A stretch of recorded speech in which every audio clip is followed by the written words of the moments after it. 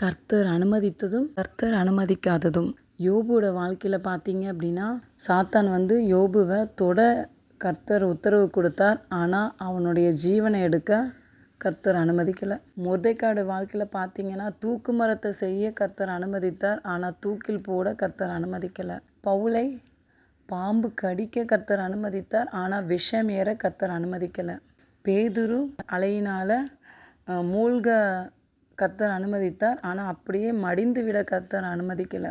யோசேப்பை சகோதரர்கள் குழியில் போட அனுமதித்தார். ஆனால் குழியை மூட கர்த்தர் அனுமதிக்கலை. ஷாத்ராக் மேஷாக் ஆபேத்நேகோவை 7 மடங்கு எரிகிற அக்னி சூளையில் போட கர்த்தர் அனுமதித்தார். ஆனால் மடிந்து விட கர்த்தர் அனுமதிக்கலை. தானியேலை சிங்கக்கெபியில் போட கர்த்தர் அனுமதித்தார். ஆனால் சிங்கங்கள் சேதப்படுத்த கர்த்தர் அனுமதிக்கலை. உங்கள் வாழ்க்கையில் என் வாழ்க்கையிலையும் அப்படி தான். எத்தனை போராட்டங்கள் பிரச்சனைகள் வந்தாலும் நம்ம ஜீவனை எடுக்க கர்த்தர் அனுமதி கொடுக்கல.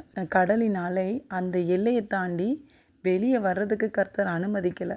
கர்த்தருடைய வார்த்தையினால் அது அப்படியே அமைதியாக இருக்கிறது. இல்லை என்றால் அது நம்மை வாரி கொண்டு போய்விடும்.